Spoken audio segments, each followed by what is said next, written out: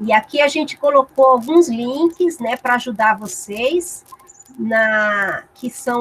que é o material base do que a gente vai falar hoje, né, com vocês.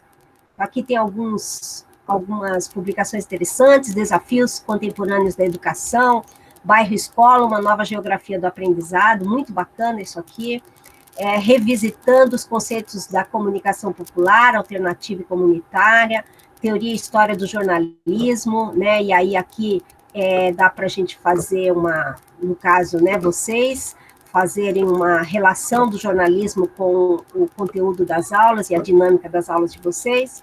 E aqui a gente tem um pouquinho da sociologia da educação do Pierre Bourdieu, limites e contribuições, que entra algumas críticas, né, algumas considerações que ele faz do ambiente escolar, do modelo de escola que nós temos hoje, tá? Sobretudo a partir da década de 60, quando o marketing se estabeleceu, né, na sociedade.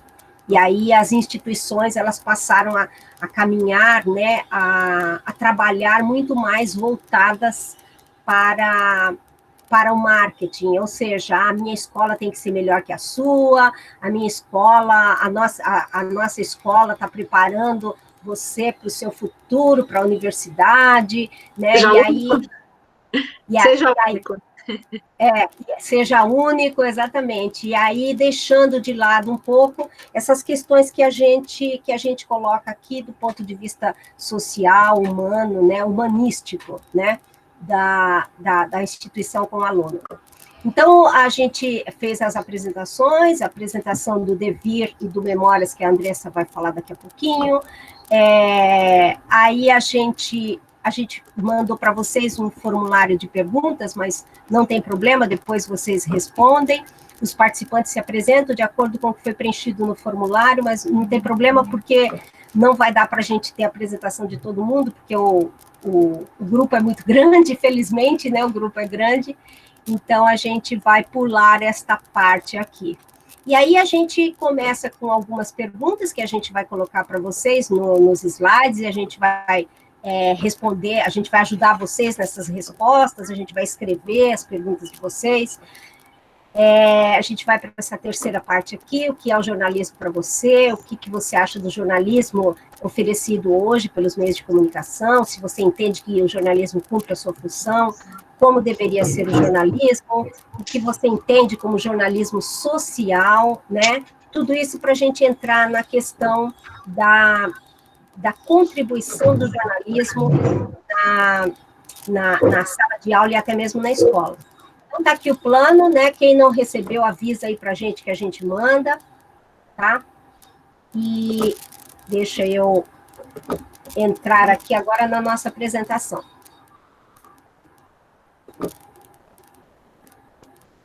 Vamos lá.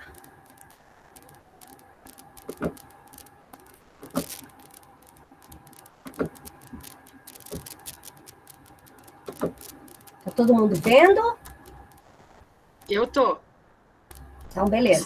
Sim. Ok. Então, vamos lá. Tô vendo também. Maravilha. Legal. Bom, o Instituto Devir Educom, para quem está chegando hoje pela primeira vez, é um instituto fundado em 2018, né, por mim e pela Ivone, em Santos, na cidade de Santos, litoral de São Paulo, para atuar na perspectiva da educomunicação com ações e projetos nessas interfaces, né, nessa interface da educação com a comunicação. Ele nasce a partir de um projeto chamado Memórias em Rede, para que a gente pudesse dar viabilidade a esse projeto, né, e visibilidade. Nós consideramos que era importante a gente fundar um instituto e assim também ampliar as ações, levá-lo para vários cantos, né, e por meio de outras ações, inclusive essas oficinas, elas nascem, né, a partir deste projeto. Pode passar para o outro, Ivone, que acho que fala um pouquinho do Memórias em Rede, né, é um projeto que trabalha com a memória afetiva do cidadão comum em relação à cidade. A gente trabalha em 2 escolas públicas de Santos, em região de vulnerabilidade social, São 2 escolas da rede municipal, com alunos do ensino fundamental 2, e esses alunos, eles brincam de ser jornalistas. É muito o que a gente vai falar hoje aqui, né? Essas possibilidades que essas interfaces entre a comunicação e a educação nos dão. Esses alunos brincam de ser jornalistas na função de repórteres, eles buscam histórias do cidadão comum em relação à cidade, memórias afetivas, né? Desses lugares das que compõem uma cidade, seja ele os becos, as edificações, as avenidas, as ruas, as vielas, as praças, enfim, que contam história, que tem história com a gente, porque a gente o tempo inteiro está contracenando com esses lugares, ou, além de contracenar, construímos histórias com esses lugares, sempre temos, né, se a gente for parar aqui para pensar, pensar em nossas vidas, a gente vai ver que a gente tem isso muito, né, e o que a gente quer com isso? Então, trazer à tona, sublinhar essa história não oficial, que a gente brinca, chama de não notícia, né, brincando sempre, fazendo sempre essa analogia com o jornalismo, a gente chama de a não notícia. Por quê? Aqui a gente vai falar um pouco do jornalismo.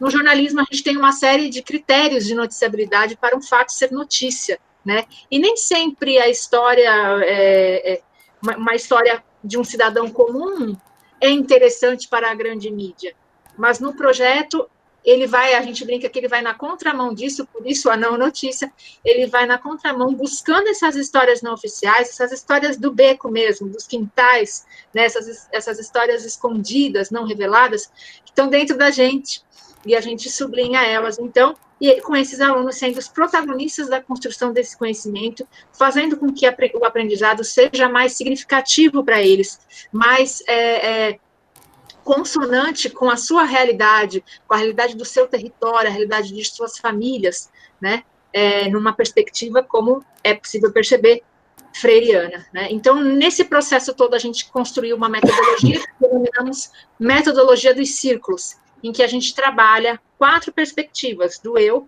família, escola, território, trabalhando em todas esses círculos aí, desse grande círculo, questões da memória e questões da comunicação.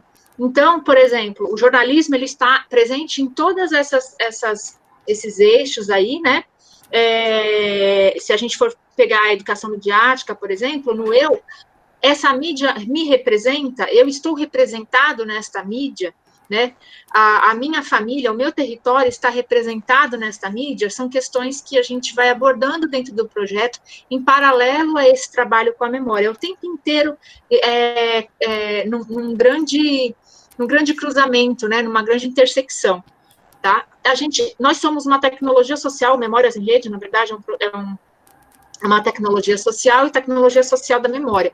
A tecnologia social, para quem está chegando agora, os demais, a gente já conversou isso nos outros dias, ela nada mais é que todo processo, todo método ou metodologia que tem o objetivo de solucionar algum problema, algum desafio de uma comunidade, né, de um grupo de pessoas. Então, ela normalmente tem baixo custo e forte impacto social, e ela pode ser replicável, que é o caso do Memórias, ele pode ser replicável em várias escolas, estamos muito abertos para isso, do privado ao público, né, estamos no público, mas podemos ir para o privado, inclusive firmar parcerias, né, privado-público, que é muito interessante também. Então, o jornalismo, ele permeia todo o projeto Memórias em Rede, o tempo inteiro. Inclusive, fazemos um círculo chamado Manchetes da Semana, a gente sempre brinca com essa ideia, qual é a sua notícia, né? Minha notícia, aí os alunos, eles acabam sendo editores de si mesmos, né, editores da própria vida. Então eu editei minha vida, pensei, editei, eu tenho uma série de acontecimentos, mas eu vou aqui nessa roda das manchetes da semana dizer apenas né, então, quer dizer, estou fazendo o papel de editor, curador, né, mas trazendo para o jornalismo, editor, você faz a edição de sua vida, trazendo a sua notícia pessoal, a sua manchete, e aí tem de tudo, tem, porque eu fui no shopping, porque eu fui fazer uma viagem, porque eu brinquei, joguei bola na rua, porque a polícia nos parou, porque minha mãe foi presa. Então, nisso a gente entende todos os contextos de vida, e com isso a gente trabalha uma grande roda de escuta qualificada, fazendo com que esses alunos se reconheçam como sujeitos de direitos, sujeitos de direito à comunicação, que é o nosso foco aqui, direitos humanos como um todo, e o direito à comunicação. Acho que é um resumo aí do Memórias. Uhum. Bom, e aí a gente... Só que eu acho que eu vou diminuir aqui, para conseguir ver um pouco, pelo menos um pouquinho de vocês. Deixa eu ver aqui. Como é que eu faço? Sujeitos da história, isso mesmo, Eliana. Eles constroem essa história. Ressignificam a história, né? E constroem outra. Uhum. Eu não vou conseguir ver o chat, eu só vou ver um pouquinho de vocês aqui. A gente lança essa pergunta aqui para vocês, e a gente gostaria de ter a resposta de vocês, até para a gente ir escrevendo aqui, depois a gente vai passar para vocês, né? O que é jornalismo para você, né? Essa é a primeira pergunta que a gente faz. São poucas perguntas, mas é para você o que é o jornalismo. Vocês podem responder, podem abrir o microfone, podem responder por chat, a gente vai escrevendo aqui. Quem se habilita primeiro? Eu me habilito. A Elisele. Uhum. Gente, eu fiz um curso de uma especialização na FAC, formação do leitor crítico. E aí fiquei assim, meio que apaixonada pelo jornalismo. Aí, dentro da minha pequenez, eu arrisco dizer que jornalismo é informação. É possibilidade de pontos de vista, é chegar até o outro. Alguém mais? Acho que eu passo a palavra. Eu vou ler aqui, ó, algumas, tá? Que o pessoal está colocando no chat. Ó, informação também, informação livre. Opa, espera um pouquinho. Tá. Vamos lá. Informação livre. Informação em geral. Mais pessoas falando informação. Divulgação de notícias. Divulgação de notícias. Propagação da informação. Notícias, informação. E comunicação humana. Olha que legal.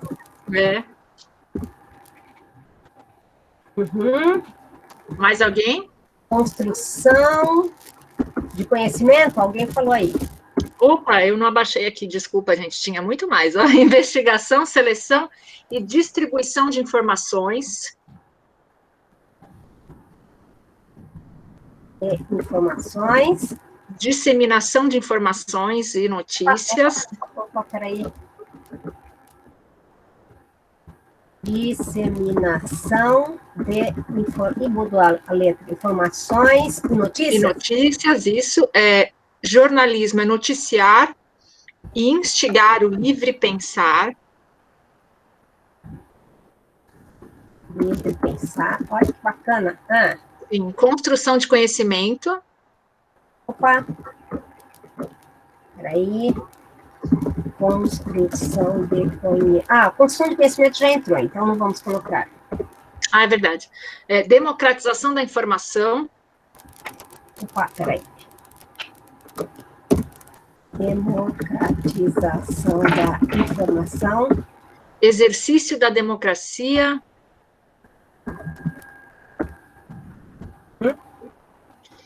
A isenção de preconceitos e lavagem... Olha, esse aqui é grande, hein? E lavagem de roupa...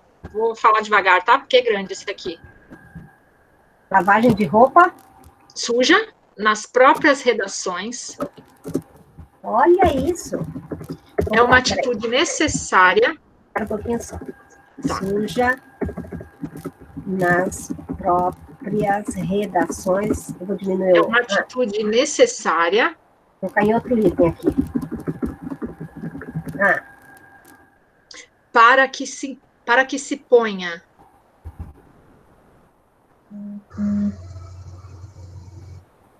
A imprensa deve ser livre. Espera um pouquinho. Eu só não entendi aqui. Deixa eu diminuir aqui. Atitude necessária para quê? Para que se ponha. É que eu não sei se... Lailton, você quer dizer o que você quis dizer aqui? Quer impor? Não sei. Porque depois já segue. A imprensa deve ser livre, equilibrada, consciente e imparcial.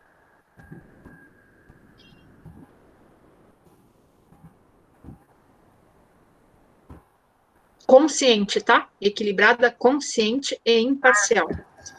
Ah, desculpa, eu coloquei inconsciente sem problema. Para que se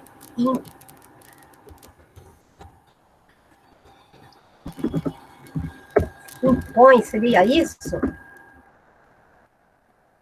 Bom, vamos lá. Vamos ver se depois o Alailton corrige aí. Imparcial, não pode ter simpatias por partidos políticos.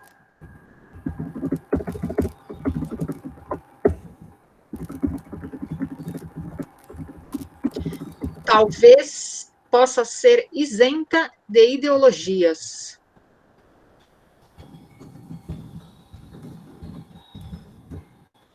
Vamos parar por aqui, né? E continuamos.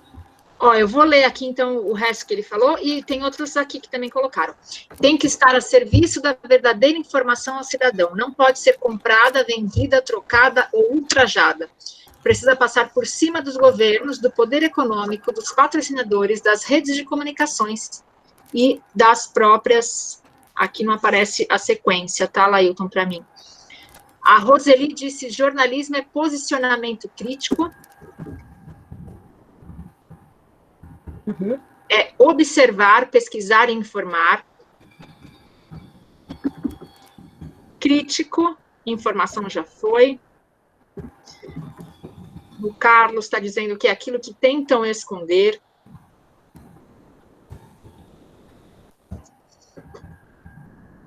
A Alexandra disse sem manipulação.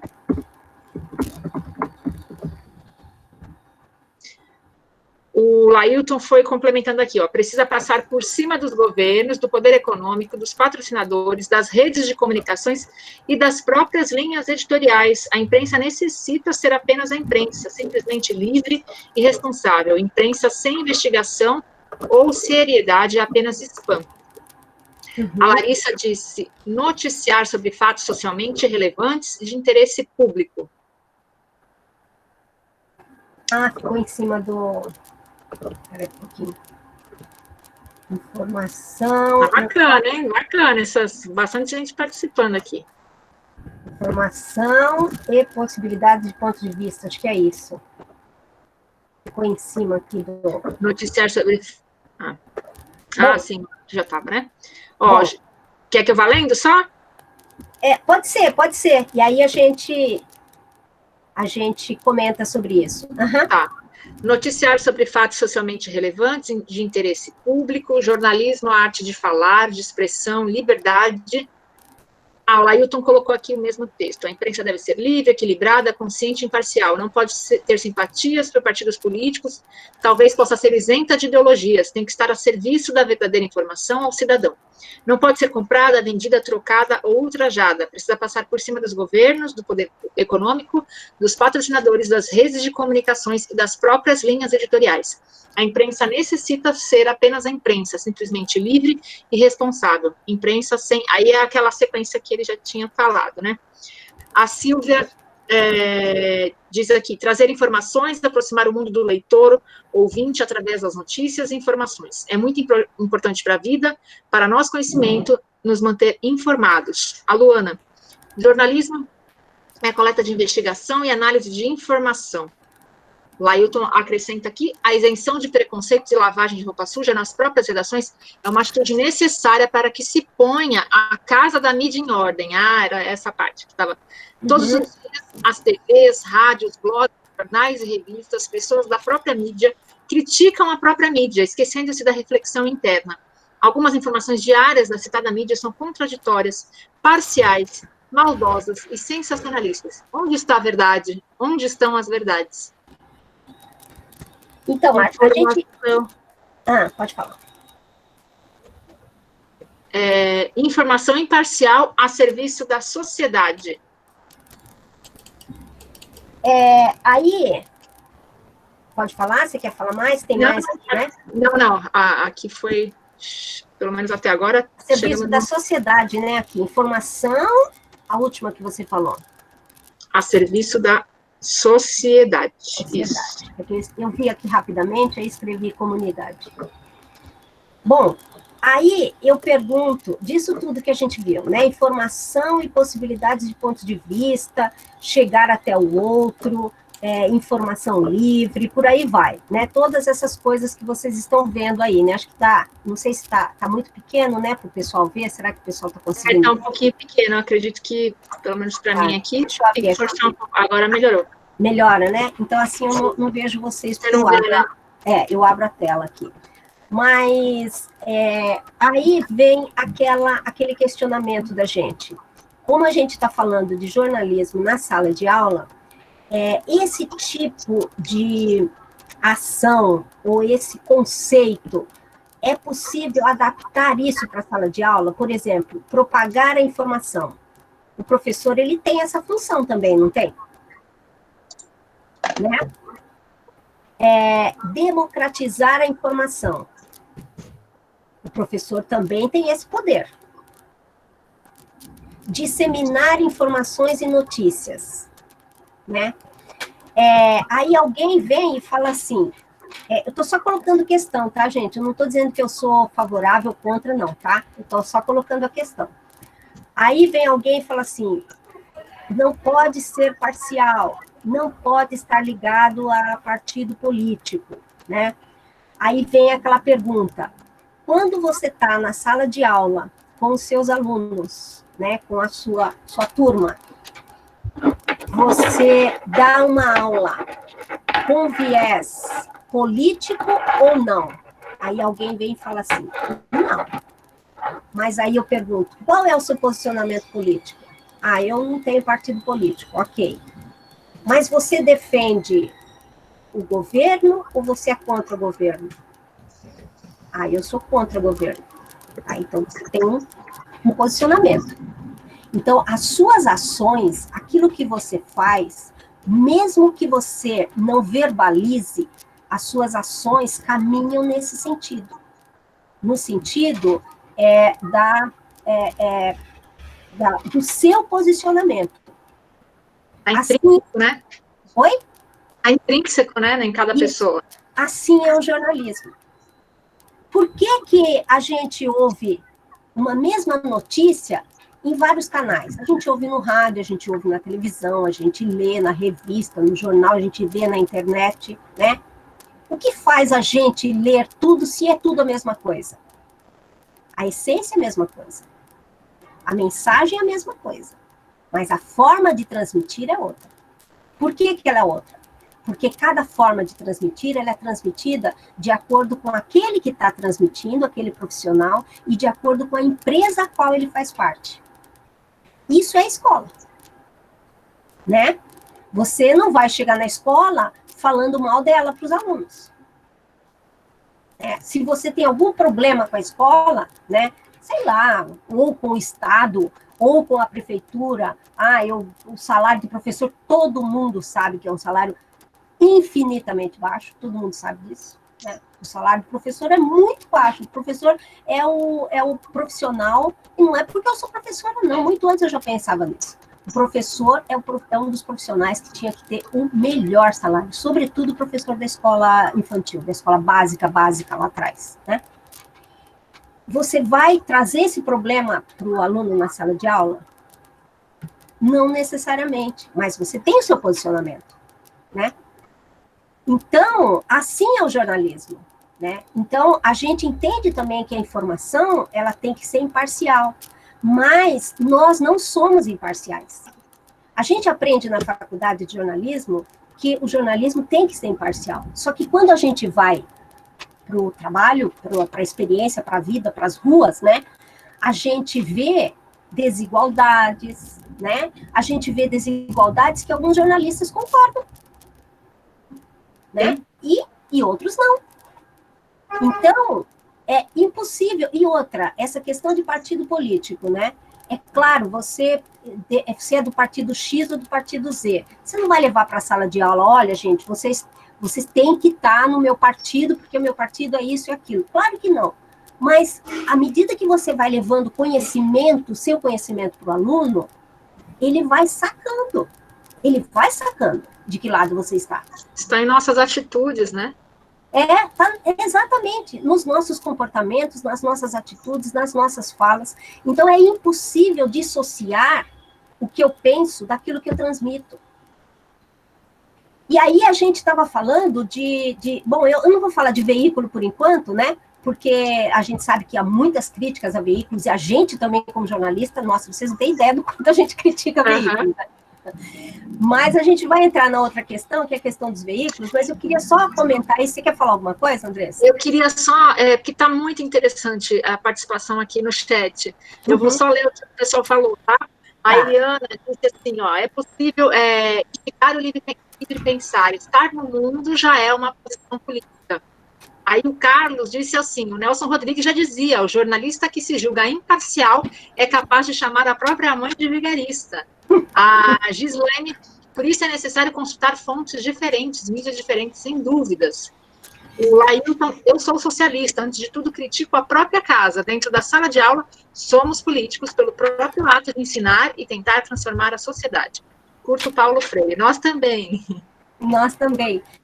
E defendemos tudo isso que vocês estão colocando aí, né? Sim. Então, nós somos assim, né? Na sala de aula nós somos assim. A gente não pode abdicar disso para o... Não é abdicar disso, mas assim, a gente não pode exigir ou querer que o jornalismo seja diferente. Ele não é, ele é como nós, né? Ele é como nós. Ele tem uma função primordial, que é o quê? Ele é o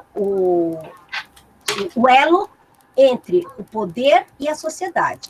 O poder político, social, econômico, né? Humano, comunitário, mas ele está... Poder comunitário não, né? Aí eu exagerei um pouco, mas enfim, o poder e a sociedade. Então, o que ele tem que fazer? Ele tem que transmitir aquilo, transmitir a informação dos poderes para a sociedade, né? Agora, eu, como na condição de sociedade, eu tenho que ouvir esse jornalista, porque ele tem essa visão, mas eu preciso ouvir outros também, né? E assim a gente faz na sala de aula. Na sala de aula, a gente passa para o aluno um livro, mas a gente passa outros também. Olha, tem esse aqui também para você ler. Tem aquele outro também para você ler, né? Vamos trazer aqui, às vezes a gente pega textos, né, de história, geografia, português, etc. A gente pega texto de mais um autor. Às vezes a gente distribui na sala de aula assim, ó, esse grupo vai fazer isso, aquele grupo vai fazer aquele, cada um para a gente trazer para a discussão, para a gente tirar as nossas conclusões. Assim é o jornalismo também. Ok? Alguém mais quer falar alguma coisa? Por enquanto aqui no chat... Parou. Mas fiquem à vontade também para abrir o microfone, tá, gente? Isso, fiquem à vontade. Se não concordarem com o que eu estou falando, fiquem à vontade também, porque aqui é uma água, né? É um espaço aberto. Isso, é. Posso fazer só colocar um ponto e escrever, mas já que abriram o áudio? Claro, claro. Penso assim, que jornalismo não é imparcial, você vai ter uma parcialidade em algum grau, mas que ajuda, sempre ajuda a dar uma informação ou não, na notícia, no caso, antes de olhar várias fontes, é olhar se a notícia, no caso, está utilizando. Nossa, eu não estou conseguindo ouvir. Veio um pouco picotado a sua fala, Felipe. Justamente no ponto ápice que você estava falando. Não só do método, eu acho que é importante, muitas vezes, em vez de a gente olhar, ainda mais na realidade, cada vez tem mais informações, né? A gente, a todo momento, é bombardeado com muitas informações, e como vocês falaram da mesma coisa, muitas vezes, talvez seja mais importante do que olhar várias fontes, olhar o método que essas fontes foram transformar em fontes, né? Reportagens, essas notícias, se falam como notícias, né? Porque a parcialidade, como vocês falaram, vai existir mesmo. Então, é importante a gente saber o método e saber o conteúdo a gente consome, né? Até mesmo para transmitir em sala de aula. porque é o mais importante no caso aqui. Se eu entendi bem o que você falou, você chegou numa parte que a gente hoje é bombardeado de muita informação, né?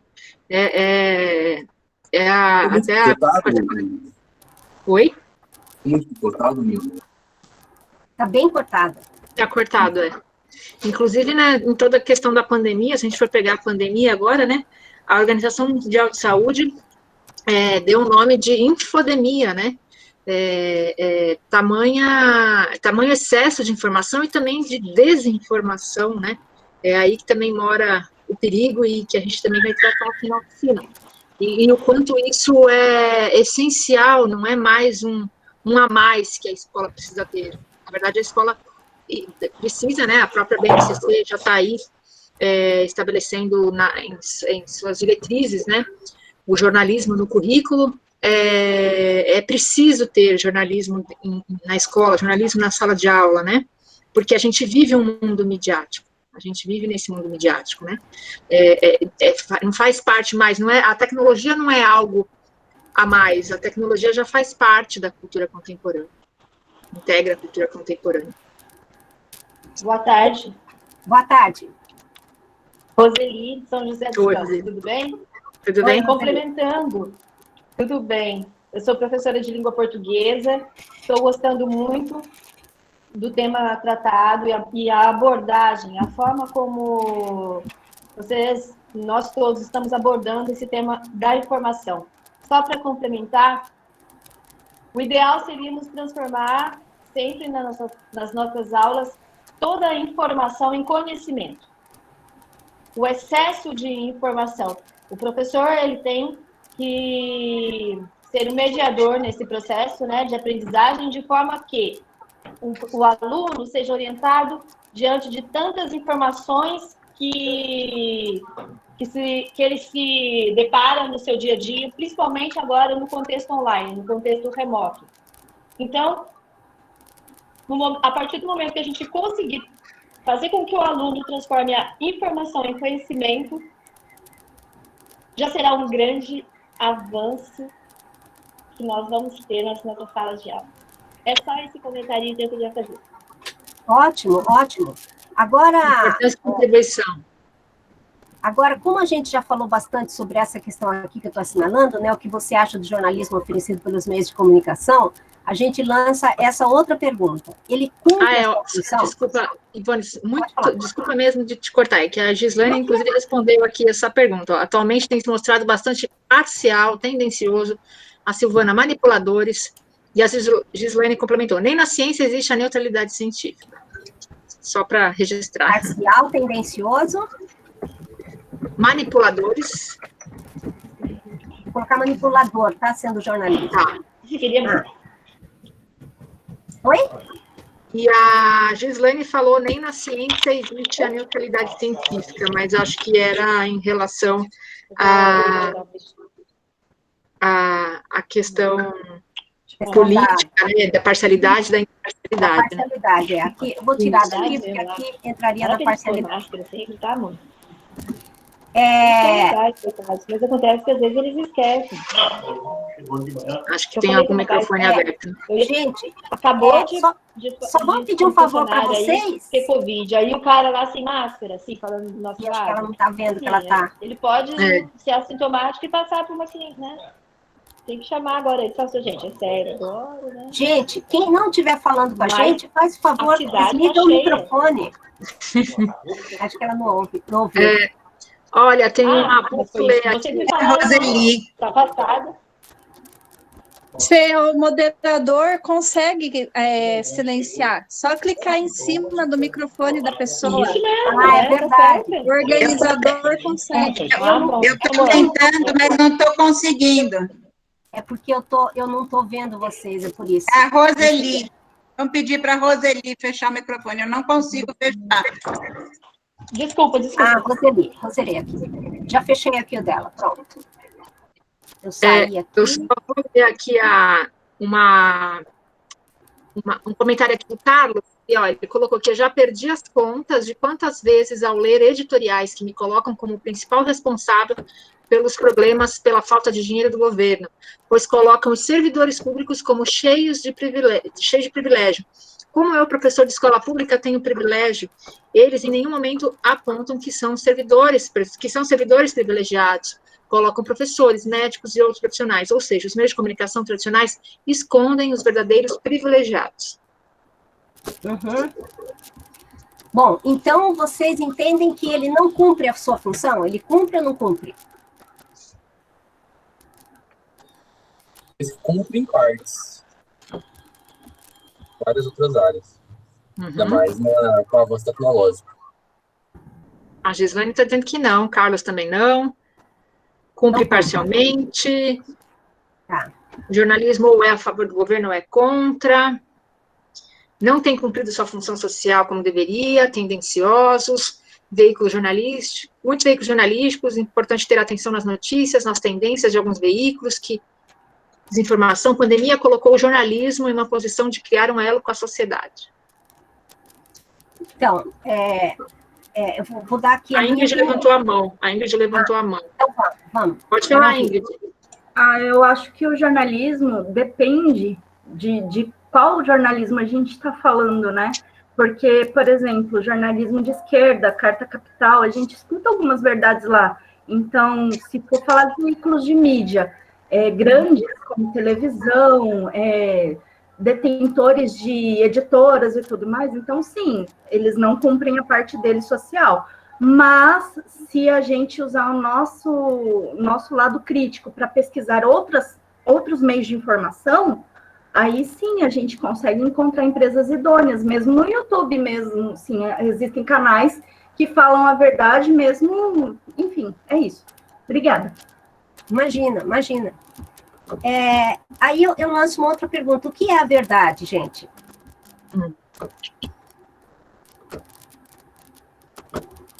Eu posso falar? Claro.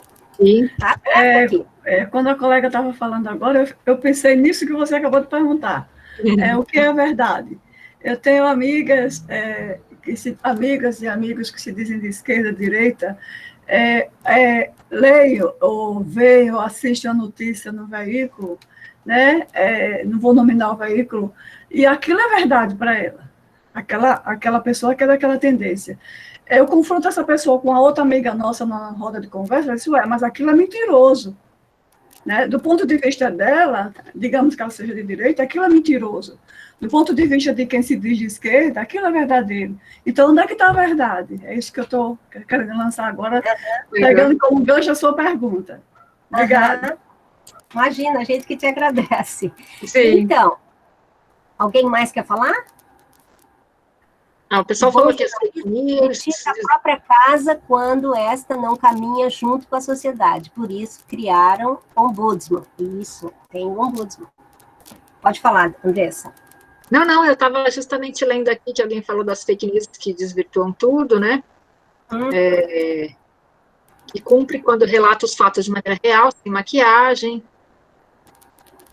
É verdade, então, né? Sobre que ponto de vista, né? Sim, difícil responder. A verdade, ela depende de perspectivas, ela está ligada à perspectiva. A minha perspectiva pode ser diferente da do outro, né? E aí, dentro dessa minha perspectiva, eu defendo, por exemplo, quem defende religião, né? Uma ou outra, eu não vou entrar aqui no questionamento de religião de forma alguma, né? Só um exemplo que eu estou dando. Quem defende a religião X, né, entende que o que se discute dentro daquela religião é verdadeiro. Quem defende a religião Y já condena aquilo lá, fala, não, isso aí não faz nenhum sentido o que ele está falando. Né? Porque na minha religião, eu penso, as coisas acontecem assim e assim. Então, isso tudo vale para o jornalismo. Eu só estou falando isso tudo do jornalismo, gente, para conseguir fazer com que vocês tracem uma relação de tudo isso que a gente está falando com a sala de aula. O papel do professor, ele é muito semelhante ao papel do jornalista. Vocês concordam? Só coloca sim ou não. Ele é muito semelhante. Então. O pessoal todo concorda aqui, ó. É muito semelhante. Daí a gente entender por que o jornalismo é tão importante na escola, né? Porque um professor entrar na sala de aula e ele dá lógico, cada um entra com um assunto diferente, né? Mas o contexto é o mesmo. O contexto é a sociedade, o contexto é a vida do aluno, né? O contexto é o país, né? Independentemente da disciplina que se dá, né? Mas cada professor entra na sala de aula com uma visão, né? E aí...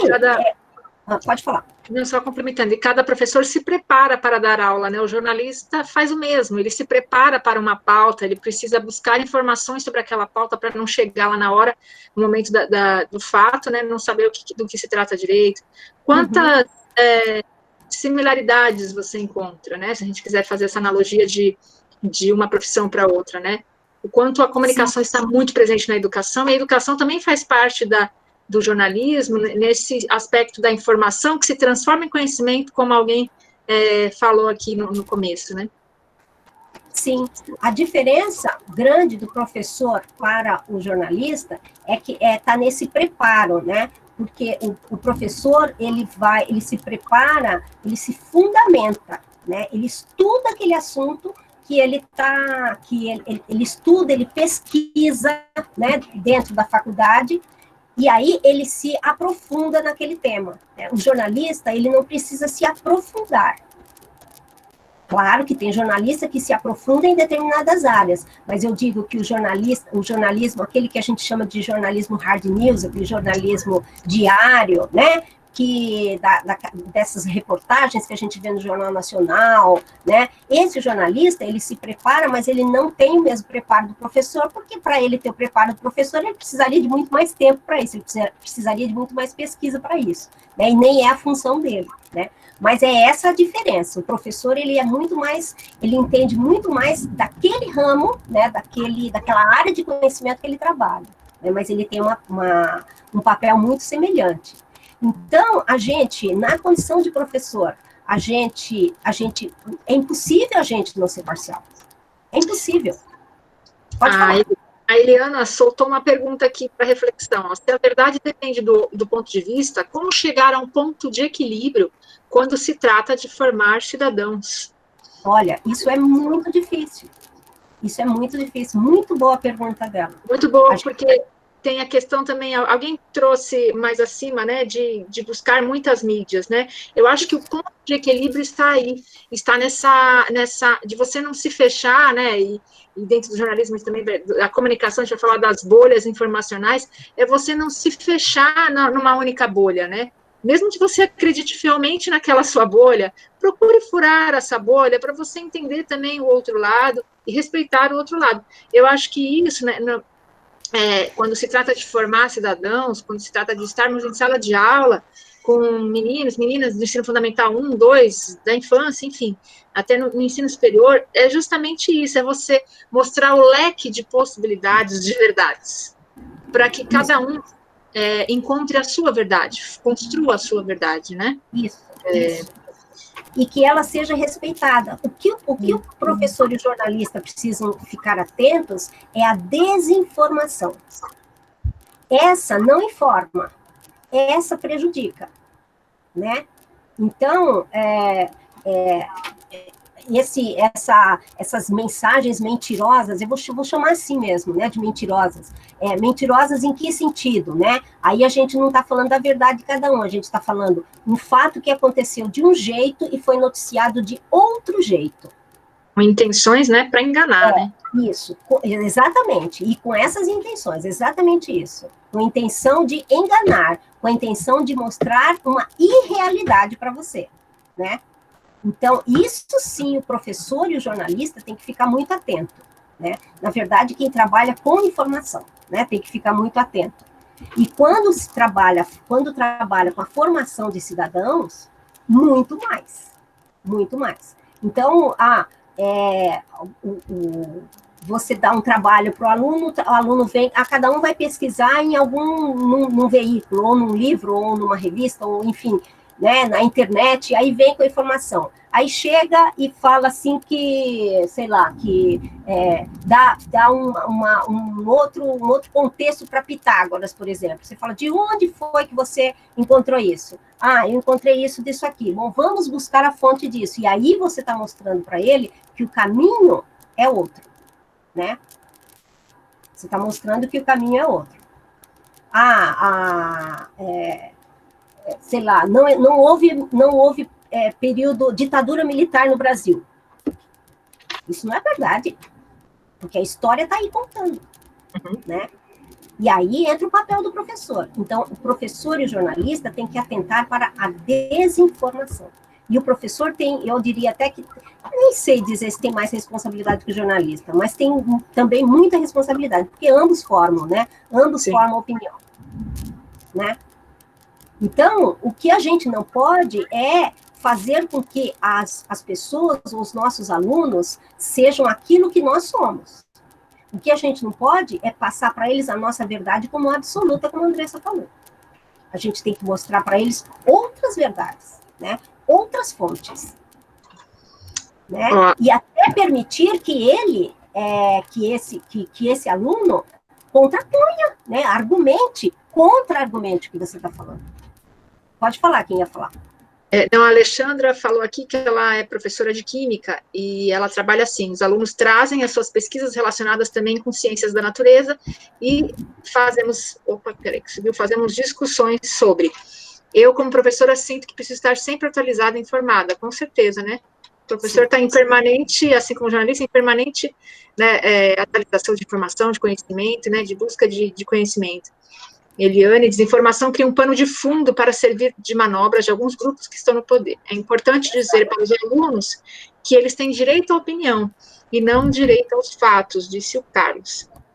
A Alexandra disse, cada aluno traz a notícia que quiser, e é bacana, Alexandra, quando o aluno traz a notícia que quiser, é importante trazer, inclusive, essa discussão da fonte que a Ivone acabou de falar, né? Da onde foi tirada essa notícia, né? Porque, muitas vezes, para quem não conhece a produção de uma notícia, o bastidor, né, o por trás, o que está por trás nessa produção da notícia, não consegue discernir se aquilo é um texto de fato jornalístico, se é uma crônica, se é um artigo de opinião, ou se é uma notícia em formato de notícia mesmo, toda a técnica jornalística, mas que é tendenciosa. E aí você percebe em várias questões, isso é interessante de trabalhar com os alunos. Você vai perceber se tem um texto, por exemplo, que está em caixa alta, que tem muitos pontos de exclamação ou de interrogação, por exemplo, isso não se usa no jornalismo. Se tem muitos adjetivos, jornalismo a gente busca a isenção de adjetivos no texto, né? Se não está o nome do jornalista, se não está o nome do veículo. Então, são uma série de tópicos que podem ser apresentados para esses alunos para que eles tenham cuidado no momento de pesquisar e trazer a informação, trazer esse conteúdo que é muito bacana isso que você faz, né, de os alunos investigarem, ou o jornalista aí acontecendo também, né, os alunos vão investigar, isso também está na BNCC, né, essa coisa de investigar, então eles vão investigar essa metodologia, né, chamada de mais ativa, essa coisa mais mão na massa, os alunos trazem essa informação, compartilham e ali constroem um conhecimento a partir de várias visões. Olha a gente falando aí das várias visões, né? De várias visões, mas é importante isso, checar, né? Trabalhar isso, inclusive, também com eles, né? Da onde que você tirou essa informação, vamos verificar se tem credibilidade ou não. Exatamente. E aí, só para a gente não avançar muito na discussão, senão o tempo voa, né? Umas 3 respostas. Como deveria ser o jornalismo? Deveria ser imparcial. Tem alguém respondeu aqui, só que eu não consegui ver o resto. Nossa, tem tanta coisa bacana aqui da participação do pessoal. Deveria, a Gislene... Você está lendo? Não, eu li a maioria aqui, foi mais esses últimos. Deveria ser imparcial. Deixar a opinião para o editorial. A Roseli, falar da diferença do texto de informação em relação a um texto de opinião. Olha aí o papel do jornalismo também, educando, falar, né? Do texto de informação em relação a um texto de opinião. Isso. A Eliana, o jornalismo deveria ser imparcial, instigar o livre pensar. Isso. O Lailton está dizendo assim, sem buscar fontes no WhatsApp. E a Silvia disse imparcial. Ok, ok. Bacana. Então, muito, muito legal. Isso tudo a gente vai passar para vocês, viu, gente? Depois Isso. que... Isso tudo a gente está anotando aqui para... Deixa eu só mexer aqui. Para passar para vocês, né? Até para vocês pensarem, refletirem sobre isso, né? Mas aí, quando a gente fala, ele deveria ser imparcial de fato, né? Mas eu faço uma pergunta para vocês. Esses veículos que a gente consulta, que são nossas fontes de informação, esses veículos, eles são públicos ou eles são privados?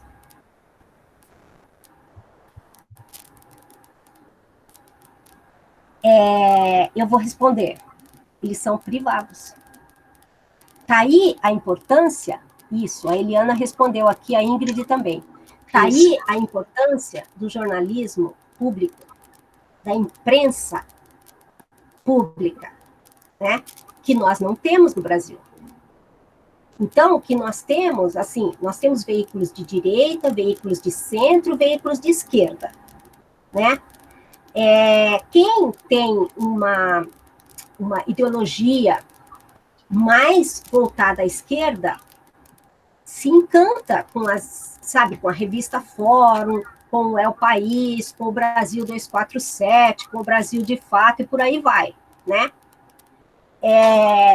Quem tem uma visão e uma ideologia que seja mais de direita vai se encantar com a Globo, aquele de mais direita ainda com a Record, né? Com a Folha, com o Estadão, que é um veículo que se assume como um veículo de direita, né? Então, não dá para a gente exigir dos veículos que eles sejam dessa ou daquela linha, que é a linha que a gente defende, né? A gente critica, lógico que critica. Eu vou falar para vocês, eu critico muito a Rede Globo. Eu assisto a Rede Globo para criticar, porque eu acho que eu tenho que assistir para poder formar minha opinião, né? Faço muitas críticas, vejo muitas qualidades no jornalismo deles, vejo muitas qualidades, mas vejo muitas coisas que eu critico também, né? Que eu me coloco contra. E aí, o que a gente faz? Nós vamos olhar para os dois lados, né? Ou para os três lados, né? Ou assistir a Record num dia, assistir a Globo no outro, ler a Folha no outro, ver o UOL no outro, sabe? Ver o Estadão no outro, né? Ou uma notícia, vamos ver. Muitas vezes a gente faz isso, né, Andressa? Vamos ver essa notícia, essa informação aqui, como é que o veículo tal deu, né? Por quê? Isso, e a gente pode ajudar e orientar os nossos alunos para isso, né? Eu estou falando do jornalismo aqui, mas com eles a gente, né, você está trabalhando química, você pega autores que falam, que defendem uma coisa, o outro que vai contra, e aí você coloca ali na mesa, né?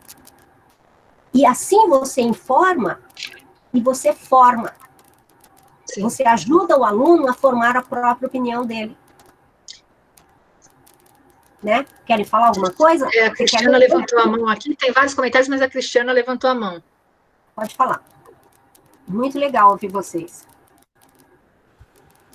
A Dolores também levantou a mão. Olá. Eu sou a professora Cristiana, do estado de Mato Grosso, Cuiabá. Eu trabalho numa perspectiva dialógica com os meus alunos, e a comunicação, o jornalismo é parte fundante na produção de conhecimento nesse momento pandêmico, né, de produzir conhecimentos históricos, mas, para além disso, de forma multidisciplinar. Com a questão do fake news, né, eu tenho uma tendência muito clara, política, de esquerda, mas com relação a fake news, também é algo muito importante e revelador para a gente, porque revela um tempo, um extrato social, né, e um discurso tentando vencer o outro, né, uma negação de uma realidade. Então, eu trabalho com a comunidade da periferia de Cuiabá, e problematizar a partir dos fake news, da construção do discurso da negação que não houve ditadura militar, que a gente não está sofrendo um estado de exceção, né, no contemporâneo, e trazer essa perspectiva de passado e presente, coloca a molecada, as crianças, numa autoridade também de pegar para si esse conhecimento e repensar e refletir sobre, né? Eu estou numa região do agronegócio, né, que teve quase 70% de extrema-direita nas eleições, que as violências simbólicas, os feminicídios, as violências cotidianas estão presentes. E esse aluno precisa também dessa materialidade do cotidiano. Então, o fake news, ele acaba produzindo muita coisa importante para a gente construir uma outra possibilidade, um outro diálogo, uma outra forma de pensar a sociedade com esses alunos. Espero que eles sejam melhores que a gente, né? Obrigada, muito legal. Parabéns. Você é a... Eu sou a Cristiana. Cristiana? Cristiana de Vasconcelos Lopes. Ah, então, Cristiana, nós fizemos uma atividade online com os alunos do projeto, né? Nós fizemos uma atividade online em que nós trabalhamos exatamente dessa maneira que você falou. Nós trouxemos informações verdadeiras e fake news com eles, para a gente analisar. E eles analisaram junto com a gente, e eles conseguiram identificar o que era fake news, né? Então, isso que você falou é muito importante, é muito legal a gente trabalhar isso com eles na sala de aula, até para eles ficarem atentos, né? E checar a informação quando eles recebem, né? Não foi, Andressa? Lembra? Sim. Foi muito bacana, porque eles colocaram várias coisas que receberam no WhatsApp, né? O WhatsApp hoje é uma grande plataforma de desinformação, né? E muito rápido, né? Desinformação a gente sempre teve, né? Sempre teve, né? Na história do mundo, né? Mas com essas novas mídias, essas novas plataformas digitais, a gente vê que essa propagação, ela é um vírus, né? Ela é exatamente isso, um vírus, porque com um contágio, né? Uma contaminação, uma disseminação muito rápida. Tem algumas questões aqui, Ivone, vou jogar aqui, ó.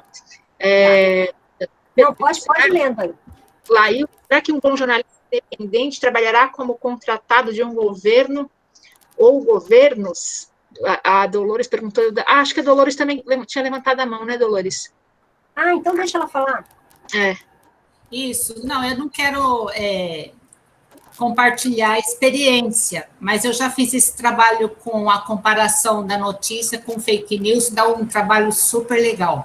Mas a minha maior dúvida é com relação ao Jornal da Cultura, porque eu percebo assim, eu sempre enfatizei a cultura, sempre indiquei a cultura, e na verdade, eu percebo que está muito parecido com a da Globo, então eu gostaria de saber o que é dito e o que é verdade, né? E qual é a tendência da cultura atualmente? Então, eu não diria que a cultura não fala a verdade, né? Aí a gente entra naquela questão, ela fala a verdade dela, né? A TV Cultura, ela pertence ao governo do Estado, ela é uma TV estatal, né? Como tal, ela vai defender os princípios da linha ideológica do governo do Estado, né? E a Globo, atualmente, ela tem se colocado, né? Isso é fato, né? Isso é visível. Ela tem se colocado... Opa! Ai, meu Deus, desculpa, gente. Ela tem se colocado muito... Vocês estão me ouvindo? Sim, sim. Estão me ouvindo? Eu estou. Sim. Isso aí. Estamos te ouvindo. Estamos te ouvindo. Deixa eu avisar ela aqui.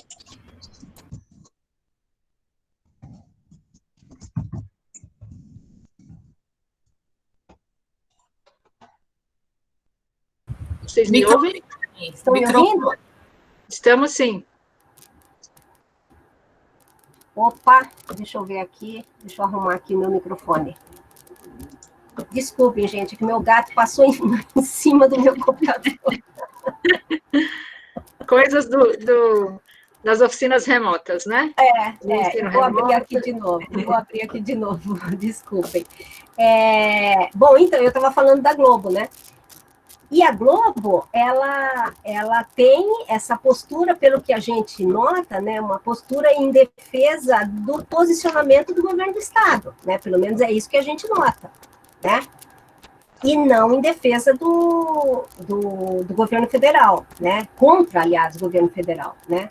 Agora, entra naquela questão das verdades, né, entra naquela questão da verdade sobre determinadas perspectivas. Talvez seja por isso que você nota a diferença, não, a semelhança, né, entre a cultura e a Globo.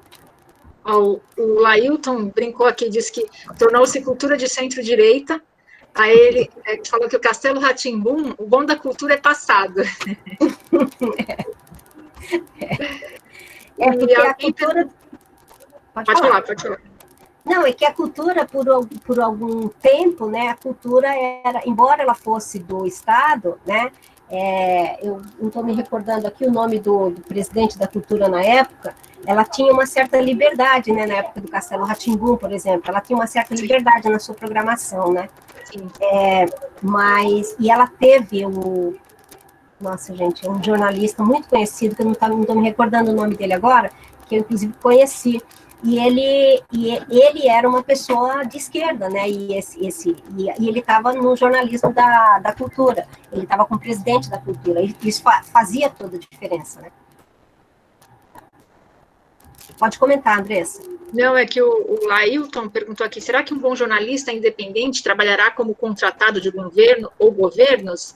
A Eliana já até respondeu aqui, né, disse que o jornalista contratado do governo trabalhará divulgando a ideologia do governo, é bem isso que acontece, né? Exato. Você pode até ter uma outra visão, né? Aí a gente vai entrar numa outra questão, né, que é o mercado de trabalho do jornalista, né, que muitos se submetem a trabalhar com em determinados veículos, mesmo não concordando com a ideologia, com o editorial daquele veículo, né?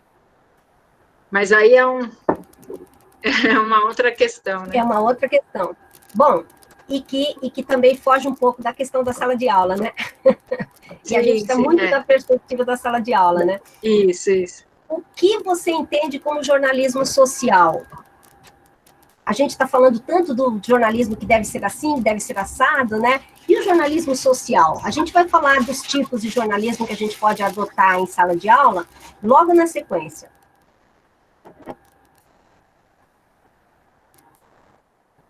Alguém se habilita? A Alexandra disse, desenvolver o respeito ao ser humano.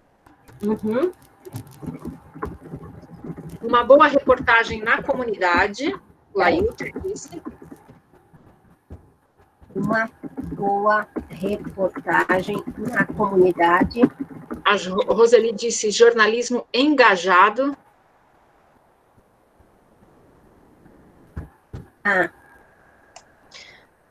Dar voz aos excluídos, diz a Eliana.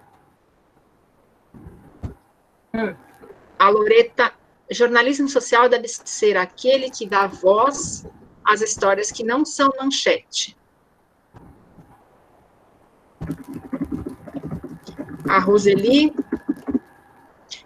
com as questões sociais. Opa, peraí. Uhum. A Ingrid diz expor a voz das minorias. Uhum. A Orzélia, voltado para os contextos reais da comunidade. Uhum. E a Carla, jornalismo que trabalhe a favor da comunidade e dos seus problemas e ou conquistas.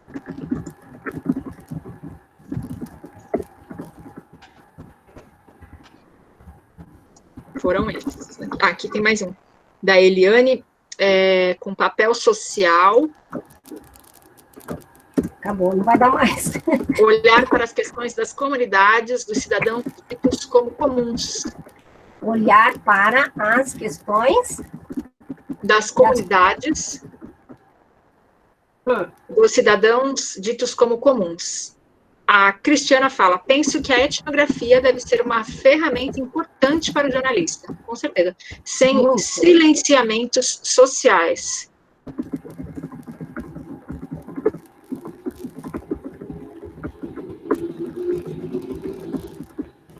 Deixa eu reduzir aqui o tamanho, senão não vai caber aqui, vamos lá.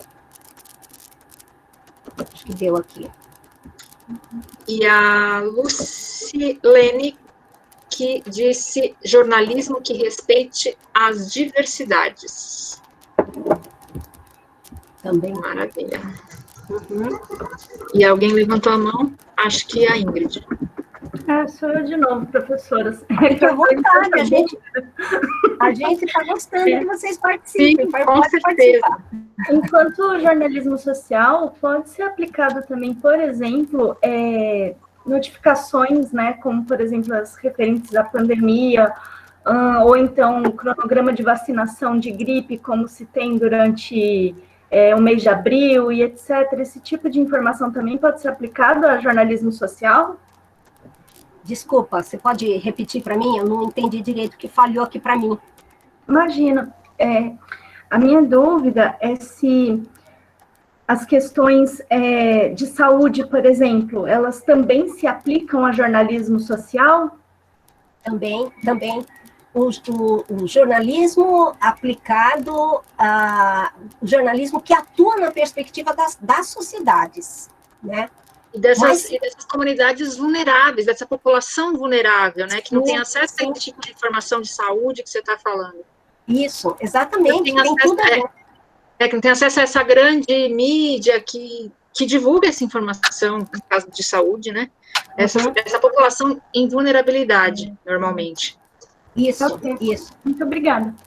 Alexandre, pode falar. Alexandre, a questão é que na comunidade tem pessoas que exploram os problemas para se autopromoverem. O que vocês pensam sobre isso? Enfrentamos graves problemas nesse aspecto, com certeza, né?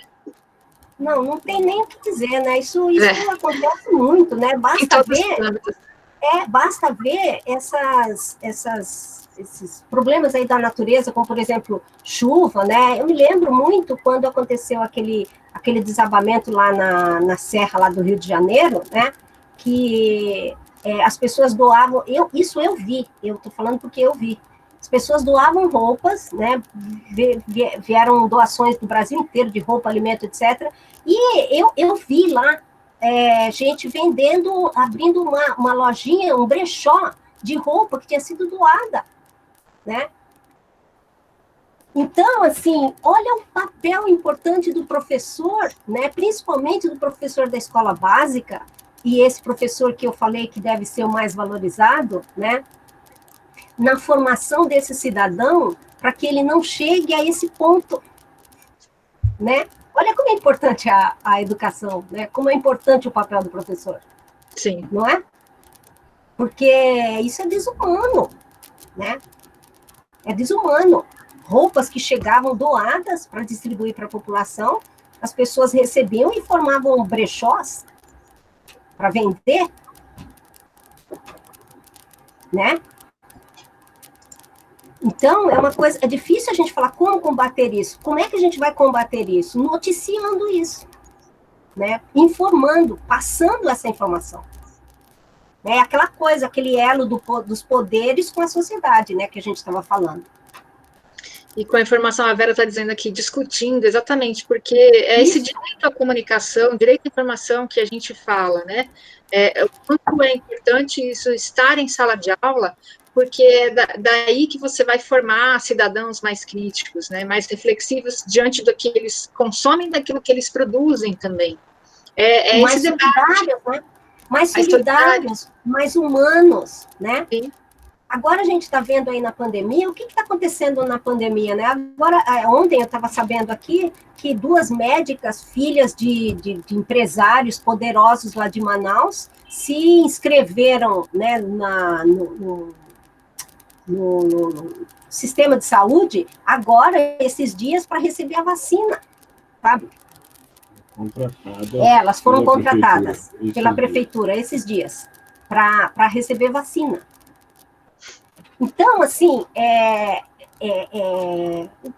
de que lado está essa pessoa? Ela está olhando para o lado dela, ela não está olhando para o outro, né? A pandemia, ela veio como uma grande prova para a gente disso, né? Do quanto a gente precisa pensar no outro, né? Do quanto a gente precisa olhar para o outro, né? Esse caráter humanístico e humanitário, né? A gente, professores, a gente tem que passar para essa galera. Alguém quer comentar alguma coisa? A Eliane disse aqui, ó, verdade, a educação é fundamental na formação do cidadão, precisa ter educação social, política, direito de formação de qualidade para todos. O jornalismo na sala de aula fortalece essa formação de qualidade, com certeza. Agora, tem uma coisa importante aí do que eu falei, que alguém pode me criticar com toda razão, que é assim, que tem muitos pais que fazem isso, né, muitas famílias, né, que fazem isso, colocar toda a responsabilidade da formação do indivíduo no professor, né? Tem a participação da família que é fundamental também, né? É que a gente lida com alunos que têm famílias muito desestruturadas, vocês sabem disso, né? E aí aumenta mais a responsabilidade do professor, né? E desestruturadas em todos os níveis econômicos, né?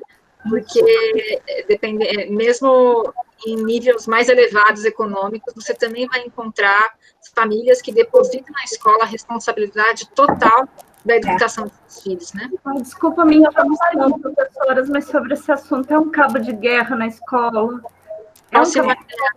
É um cabo de guerra tão grande, porque as famílias, principalmente as que são de extrema-direita, que se consideram de extrema-direita, elas não aceitam a formação que o professor dá para todos os alunos, e aí a gente precisa, por exemplo, ensinar crianças, especialmente na educação infantil, a como utilizar o banheiro da forma correta. E quando a gente fala sobre isso dentro da sala de aula, eles acham que a gente está falando sobre sexo.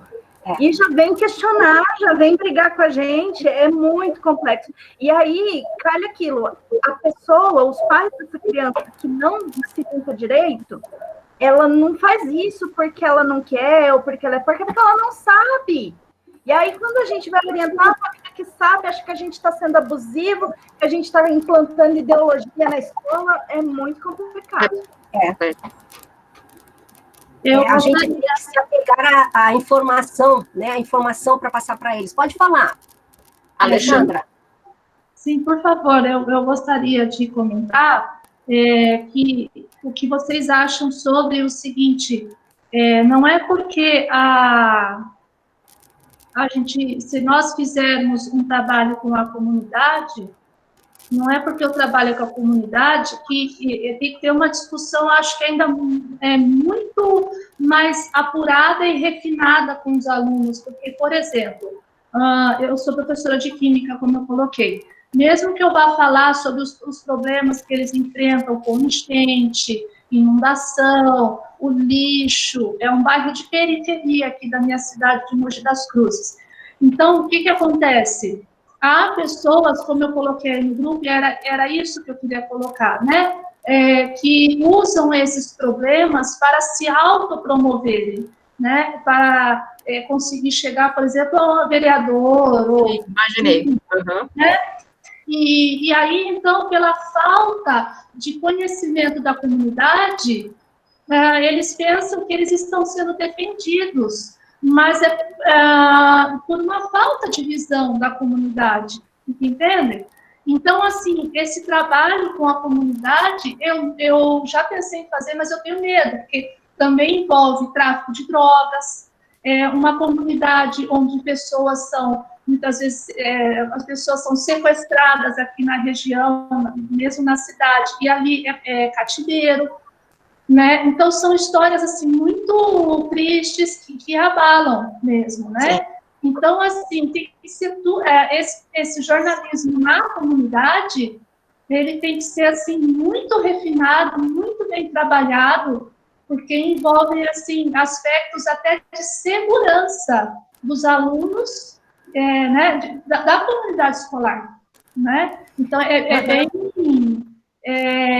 lógico que isso varia de localização para localização. Então, eu sinto isso, né? Eu sinto isso, tá bom? E é bem complicado. Muito obrigada. Imagina, eu queria falar sobre isso, mas queria só saber se a Andressa tem alguma coisa para falar. Não, pode falar, depois eu comento.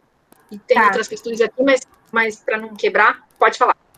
Então, não, eu ia dizer o seguinte, né, até como dica para vocês, né, a gente entende isso, né, a gente também trabalha com escola em região, assim, de alta vulnerabilidade social e que tem toda essa problemática da violência e tal, né,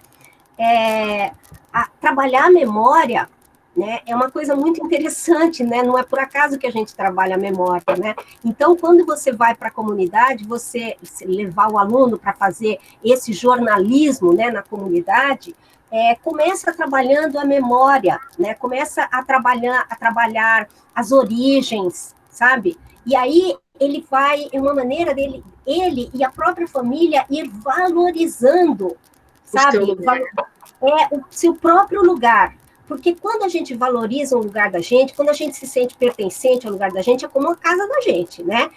Ninguém vem aqui na minha casa fazer nada aqui, porque a casa é minha, né? Então, eu cuido da casa, eu tenho o maior cuidado da minha casa. Assim pode ser o nosso bairro, assim pode ser a nossa vila, a nossa rua, né? Então, uma dica que eu queria dar é nesse sentido. Começa a trabalhar com ele essa territorialidade, sabe? E aí, por meio da memória, por meio de origens, de onde você vem, o que é o seu lugar, o que ele já tinha, como é que ele era, o que ele mudou, o que ele não mudou. É uma maneira interessante de você ingressar nessa comunidade, de você passar a ser visto de outra forma, porque você não está trabalhando a comunidade criticando ela, apontando, sabe? Apontando o dedo na ferida dela, né? Ela que tem que enxergar a ferida dela. Então, você vai ajudar essa comunidade ou esses alunos a enxergarem essa ferida e não você apontar. Né? Não sei se ajuda isso que eu falei. A Alexandra disse que é trabalhar em termos de origem, é exatamente isso. Eu somo que, assim, você trabalhar com a memória, você parte dessa origem e você fortalece esse grupo, né? E dentro desse trabalho da memória, você trabalhando questões da educação midiática, de conscientização, e você vai fortalecendo esse grupo para que ele entenda que ele é um sujeito de direito, e o direito à informação e à comunicação. Ele estará fortalecido, é quase que uma blindagem, né? Ele vai se blindar para poder, inclusive, reivindicar os seus direitos, né? Entender os seus deveres e reivindicar os seus direitos. Tem outras pessoas aqui que falaram alguma coisa. Pode colocar. Eu Roseli, posso completar rapidinho? Então, olha, eu trabalho numa escola pública no interior de Minas Gerais. A cidade tem 6.000 habitantes na zona urbana. E na zona rural, mais uns 4.000. Eu recebi aqui em São José dos Campos, que eu estou trabalhando remotamente daqui, eu recebi uma foto de uma aluna minha, que me emociona falar isso, mostrando a rua da casa dela, toda cheia de barro, e cheia de aonde ela mora, é perto de um morro, quando chove, desce a lama, e aí as casas ficam sujas dessa lama. Não é enchente, é uma lama mesmo, que desce, corre, e eu conheço o local. E ela me mandou essa mensagem, pedindo para mim, professora, olha só, o que a senhora acha que a gente deve fazer, professora? Assim, mandando para mim no Facebook, sabe? Então, quando ela mostrou aquilo, e vocês falando isso agora, eu quero voltar para lá, e eu quero fazer sim acontecer, eu quero ir lá na prefeitura, eu quero chegar lá, junto com os vereadores, e falar por que é que aquela rua ainda está daquela forma, porque construíram de forma irregular casas daquele local. E a menina pega enxada com a mãe para tirar o barro da rua. Então, olha como que está sendo importante esse bate-papo, porque está me instigando, e com certeza muitos outros colegas, a fazerem acontecer lá onde a gente trabalha. Tá? Roseli, desculpa, eu cortei sua fala? Ótimo, é isso que eu queria falar. Eu fiquei muito emocionada, porque isso me motivou. Eu vou, sim, voltar. Eu estive lá hoje, em Minas, eu voltei agora. Eu estava no carro, até me desculpe o áudio, meu marido saiu para trabalhar e eu com vocês almoçando e assistindo e eu participando. Mas eu achei incrível essa fala. Nós temos que atuar na sociedade onde a gente está. Esse é o nosso papel. E essa menina mandou a foto pedindo para mim, porque eu sou a professora ali que ela achou que tem que ser comigo. Ela falou, professora, eu acho que é a senhora que tem que ir lá. E eu vou falar para vocês, era para eu estar pedindo licença, afastamento, porque meu esposo trabalha aqui em São José agora, nossa vida está aqui. Mas não, eu vou voltar para lá. Eu tenho sítio lá, eu vou continuar lá. De qual cidade? Vou dar uma sugestão. Fica 30 quilômetros de Campos do Jordão. É uma cidadezinha que fica na divisa com Campos, com São Paulo, essa cidade de Minas. Ela fica chama Piranguçu. Piranguçu. Eu vou escrever o nome da cidade. É uma cidade que fica 30 quilômetros de Campos do Jordão. Uhum. Mas ela é uma cidade mineira. Uhum. Eu vou dar uma sugestão para você, Roseli. Posso? Por favor, por favor. Essa menina fazer uma reportagem do modo dela, do jeito dela. Pelo celular, que seja, ou fotos com legenda. E leva ela como a protagonista da sua reivindicação. E você ali junto com ela, levantando essa bandeira. Sabe por quê? Porque eu tenho um amigo, vocês devem conhecer, o Juliano Chiaradia. O Gil, ele trabalha em Santos, ele fez um projeto muito bom nessa área do SET experimental. Alguém deve conhecer. Depois eu deixo o nome dele aí. E aí, eu vou pedir para que ele saia de São Paulo e vá junto comigo também, para a gente fazer esse projeto lá. E eu quero depois falar para vocês do resultado do nosso projeto, porque... eu quero que você fale. Você está no grupo do WhatsApp? Não, não estou. Não, entra no grupo do WhatsApp nosso. Você recebeu por e-mail as informações nossas?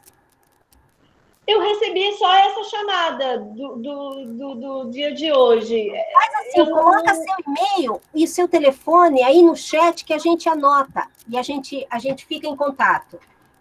Tá, porque esse meu amigo, por exemplo, ele fez o projeto dele na África.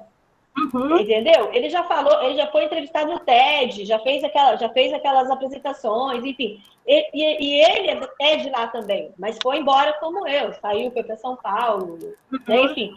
Eu vou fazer isso, tá bom? Muito obrigada. Sim. Estamos com você, viu? E queremos saber depois como é que foi o resultado disso. Falar, vocês estavam falando e me veio um trabalho que eu fiz numa época em Centro da Juventude, e eu fazia essa rodada aí de manchetes, né, para eles contarem também as suas notícias.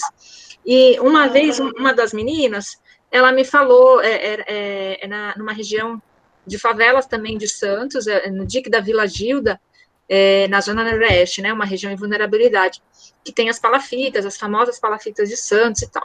E a menina mora num desses barracos. Então, ela falou, a notícia dela era essa. Ela disse, tia, me chamava de tia, né? Tia, os traficantes deixaram um corpo no meu barraco. E ficou um cheiro de sangue ali, e minha mãe foi chamar o SAMU, mas eles não deixaram. Falaram que não era para minha mãe se intrometer. E depois a gente viu um corpo no rio. E ela falou, aquilo me impactou profundamente, né? E ela falou, não que ela não tenha se assombrado, mas que era algo corriqueiro da vida dela. E aí, a partir de então, a gente foi fazendo um trabalho deles tentarem mudar o olhar para o território deles. O que tem de bom aí? O que tem de bom aí? Porque eu acho que nessa mudança de perspectiva, você tira esse aluno, esse jovem, desse círculo vicioso de que eu sou assim porque Deus quis, então eu vou continuar sendo assim, né? Você muda essa perspectiva. Desculpa, mas é a visão de muitos professores de algumas escolas, porque eu penso diferente. Eu já andei para o Brasil inteiro, eu morei no Pará, entendeu? Eu conheço a realidade de São Luís, porque eu também já morei em São Luís, e eu me sinto... Eu sinto a obrigação de despertar neles essa vontade de fazer mudar aquilo que está errado naquele lugar onde ele vive. Sim. Dá para ter ideia, né, do que a gente provoca neles. Né? E só porque eu sou uma professora que leva o texto para a sala de aula, que leva o jornal para a sala de aula, levava jornal, né? Porque hoje está difícil de achar jornal, né? Levo textos variados, de gêneros literários, enfim, tudo. Mas acontece que o que vocês falaram hoje, eu acho que é a mensagem que vai ficar para a gente desse encontro de hoje. Qual é a diferença que você faz dentro do meio onde você está inserido? É isso mesmo. Um abraço. Vou sair. Eu só queria dizer que, em relação ao que a Andressa colocou, não sei se estão me ouvindo. Sim, Vanessa. Eu imagino que isso é uma coisa que para um jornalista nunca mais esquecer, né? Ouvir isso de uma criança, certo? Sim, sim. Mas eu vejo também o sinal assim muito especial que essa criança mandou para você, porque talvez você fosse a única pessoa que ela sentisse segurança de tratar esse assunto, e ela tratou para você com certa normalidade, porque esse povo precisa ser meio cascadura, porque Sim. na sua realidade lá, o fato é que eles precisam achar um jeito de sobreviver. É isso e aí mesmo. é a crueldade, né, que às vezes pode surgir de outros, né, Sim. quando se referem a essas pessoas como aquelas que se associam ao tráfico, ou que aceitam o tráfico, né? É brutal, né? Não é uma realidade paralela, é uma realidade realmente dentro do Estado, né? E está dentro desse contexto de vida, não é? Não é uma coisa que acontece à parte, está ali contextualizado, né? E só falando também, eles também apresentavam nessa rodada o que eles traziam, que eles consumiam de notícia. E o que se consumia de notícia na rodada? Da Atena, programas policiais. Era sempre isso, era sempre esse jornalismo, esse tipo de jornalismo, ou alguns eu nem considero jornalismo, mas enfim, esse tipo de sensacionalismo também, né? E aos poucos, eu acho que cabe a nós, professores, isso, dar essas outras possibilidades, ampliar esse leque de repertório midiático deles, né? Mas ninguém conversa sobre política pública de informação, né? Poucos de nós conversamos. Por isso é muito legal esse espaço que vocês estão abrindo, né? Que, embora vocês estejam trabalhando com memória, né? Vocês sabem o tamanho dos problemas envolvidos na área de vocês, estão colocando, né, para a gente, porque a gente tem as nossas formações muito específicas, né? Isso. Muito específicas. Para nós é difícil né, lidar com toda esse universo cheio de informação, não é? E a gente acaba apenas indo em frente, né? Sim. Ai, que bom que está sendo produtivo para Tem vocês. vários comentários aqui, eu só estou preocupada com o horário, né? Deixa só eu passar esses slides, guarda esses comentários, você não quer guardar para falar, caso a gente tenha algum tempinho, depois, se não tiver, a gente fala. Combinado, vou até deixar aqui, da última parte que eu vi. Isso, porque aí a gente vai trazer, assim, só algumas definições para tentar ajudar, né, o pessoal, os professores, né, alguns conceitos que a gente vai trazer ligados ao jornalismo para ajudar nesse trabalho, né, na utilização do jornalismo na sala de aula, né. Então, aqui vem primeiro uma definição internacional do que é o jornalismo, e vai muito nessa perspectiva que a gente estava discutindo aqui. Olha só, atividade profissional que visa coletar, investigar, analisar e transmitir periodicamente ao grande público ou a segmentos dele, olha aí o jornalismo social, informações da atualidade, utilizando veículos de comunicação para isso, jornal, revista, internet, né, e por aí vai. E aí existem alguns tipos de jornalismo que a gente pode trabalhar na sala de aula, né, e que nós trabalhamos no projeto e que dá muito resultado, gente, dá muito resultado. Peço desculpas, que pena que vai precisar se retirar, mas tudo bem. Tipos de jornalismo que podem ser trabalhados na sala de aula. Aí a gente tem o jornalismo comunitário, o jornalismo social, o colaborativo e o científico, né, que a gente pode trabalhar. Queria só passar isso aqui para vocês.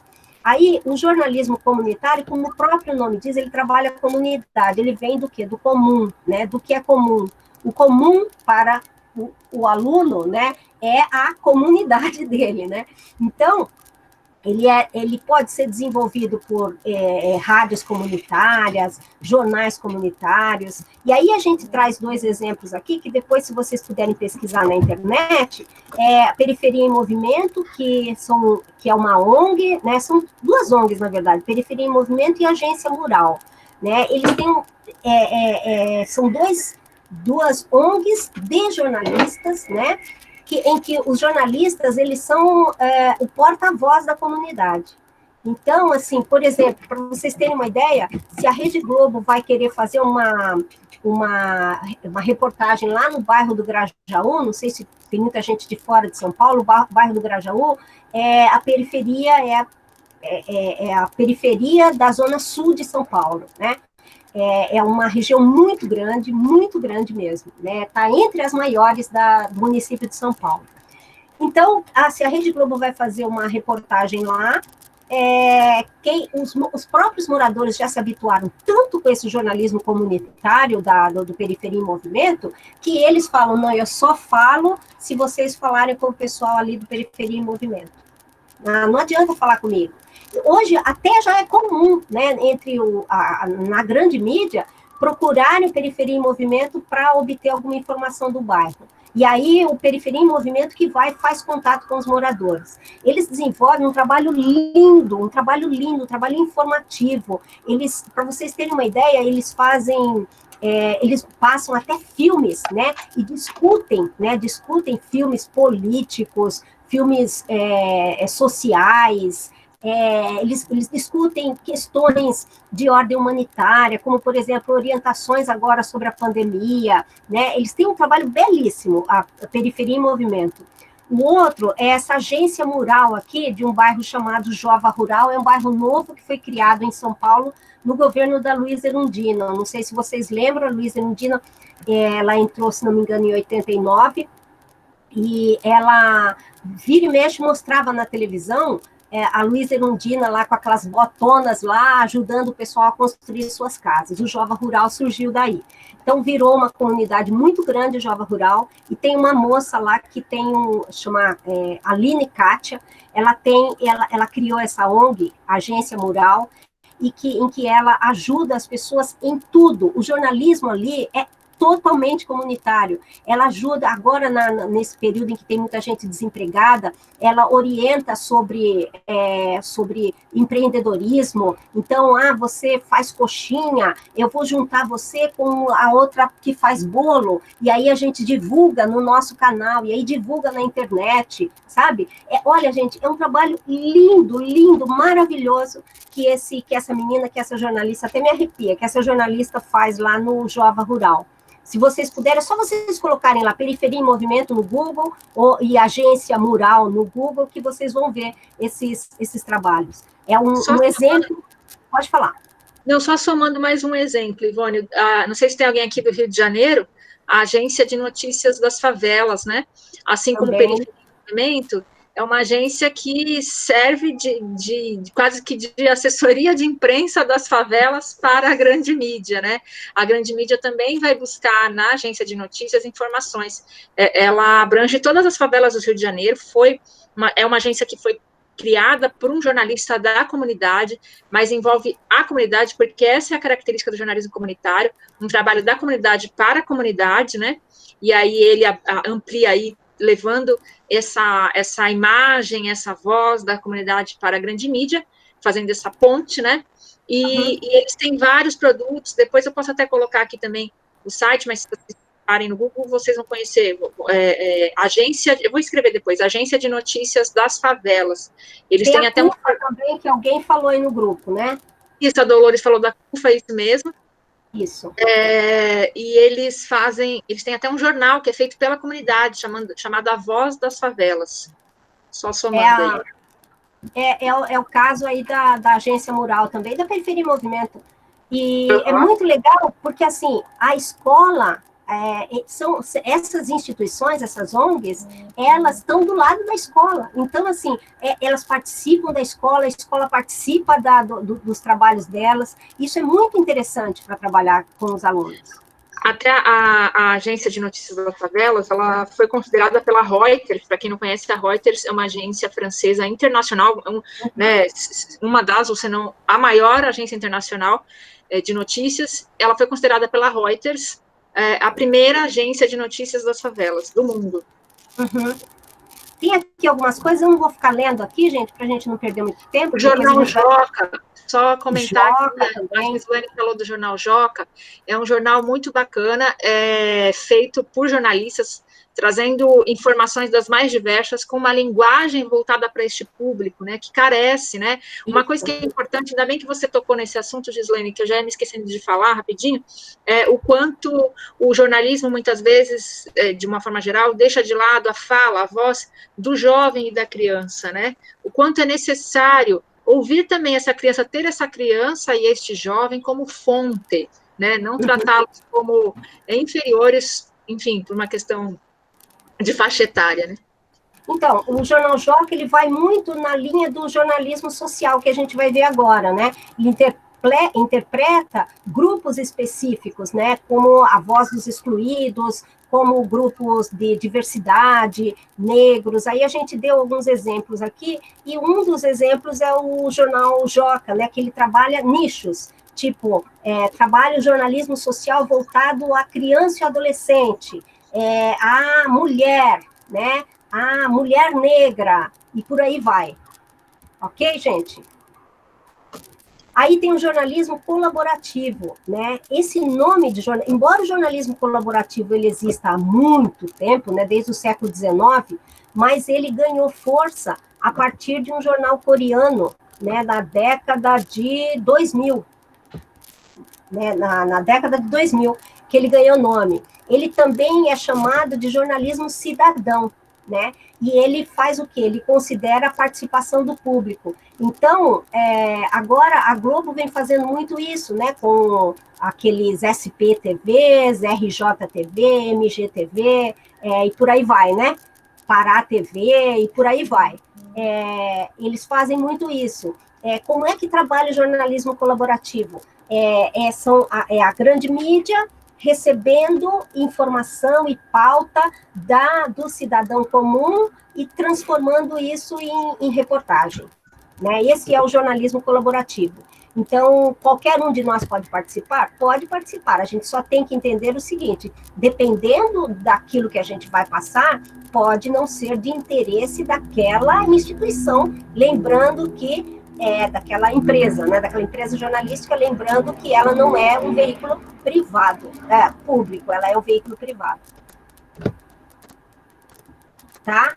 Passar aqui o jornalismo científico. Gente, é tão bacana trabalhar o jornalismo científico na sala de aula. O que é isso? É você trabalhar e ajudar o aluno desde cedo, desde a escolinha, a pesquisar, sabe? A procurar fontes, a gente estava falando de fontes de informação, mas fontes de pesquisa mesmo, né? Você trabalha a química, a física, a matemática, a história, a geografia, você trabalha as mais diversas áreas do conhecimento como aluno, fazendo ele pesquisar, isso vai ajudar, isso é um preparo para ele lá para frente, para a universidade, né? Porque, assim, eu dei aula na graduação, a Andressa dá aula na graduação hoje, a gente sabe disso, o aluno chega na faculdade, principalmente o aluno que vem de escola pública, ele chega sem noção nenhuma de pesquisa, ele chega achando que ele pode escrever qualquer coisa, que ele vai fazer um trabalho, que ele vai dar a opinião dele e o trabalho está pronto, e não é isso, né? Não é isso que se propõe à universidade, né? Então, quando a gente trabalha a pesquisa, né, a apuração com o aluno, quando ele está na base, que é o que a maioria aqui, pelo que eu percebi, trabalha, isso faz toda a diferença na vida do aluno, na vida toda do aluno, né? Porque ele já, quando ele chega no ensino médio, ele já não vai encarar toda a informação que ele recebe da mesma maneira, já vai ser diferente para ele. De onde veio essa informação? Isso vai ser uma coisa natural na vida dele, quando ele traz isso lá de trás da base dele, sabe? A pesquisa. E a gente deu alguns exemplos aqui, né?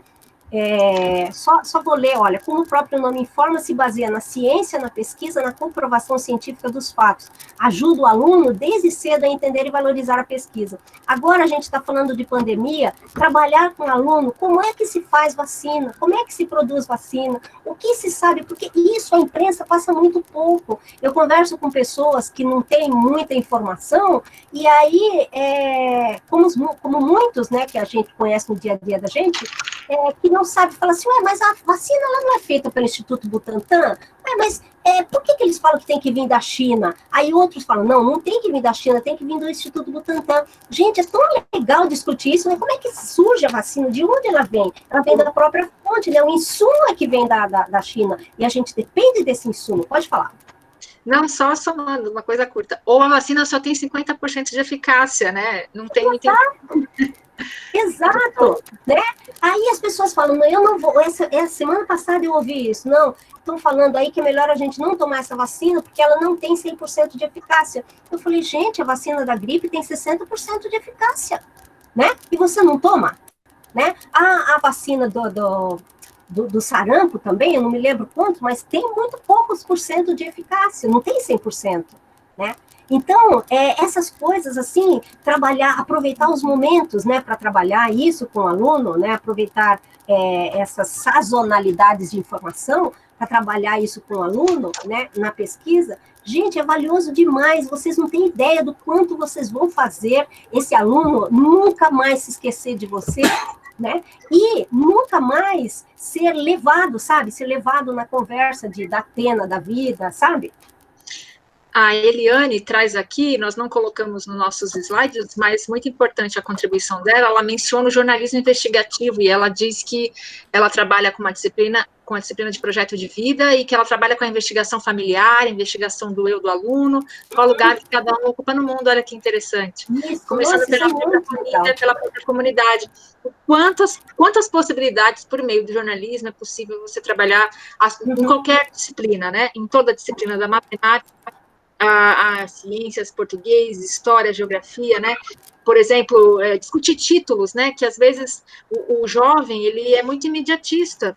Então, às vezes, ele vai na busca de informação, muitas vezes, na maioria das vezes, ele busca informação ou consome rede social. E aí ele fica muito mais atento. Estou falando do jovem, porque a gente está aqui falando no âmbito da sala de aula, né, da criança, o jovem, enfim, mas de modo geral, né, em todas as faixas etárias, você acaba se atentando apenas ao título, né, e aí fica aquela dúvida, porque muitos títulos, às vezes, jornalísticos, eles têm toda uma técnica, uma regra de que não pode ser muito grande, então, às vezes, o jornal precisou editar, cortar um pouco mais esse título, então ele fica um pouco dúbio, e aí a informação fica você só lê o título, né? Com essa correria, ou muitas vezes a superficialidade desse jornalismo diário, né? Que não possibilita você ter uma informação mais aprofundada. E em busca dessa informação, peraí, tal jornal disse isso, deixa eu ver o que o outro disse. Quantas possibilidades é possível trabalhar? Alguém falou aqui, Alexandra, eu tenho uma dúvida, por favor, hoje, com tanto negacionismo e informações falsas, unir a cultura da comunidade na minha... Vou abrir agora para a gente. Na minha maioria, são do Norte e Nordeste, são na Grande São Paulo. Unir cultura com conhecimentos científicos. A dúvida é em relação a negacionismo, informações falsas, unir a cultura da comunidade com conhecimentos científicos. Acho que é isso, né, Alexandra? Você quer comentar, Alexandra? Acho que seria legal. Isso mesmo. Por favor, a palestra de abertura desse encontro é a primeira vez que eu participo desse encontro. E a palestra de abertura, eles trouxeram uma professora indígena, né? Índia, né? Não sei o termo certo, desculpa. E ela... Então, na hora, já me ocorreu isso, né? Eu até coloquei um comentário lá, porque é muito rica, né? A cultura do Norte, Nordeste, e os meus alunos são de lá, né? E nessa comunidade que eu trabalho, mas eu fico pensando assim, como a questão dos mitos, é uma dúvida minha, né? Inclusive, se tiver uma bibliografia, eu não li lá ainda melhor, mas separar, né, o que é mito, o chá que é usado para isso, o que a ciência fala, porque, entende? Eu não sei se eu consegui explicar esse negativo.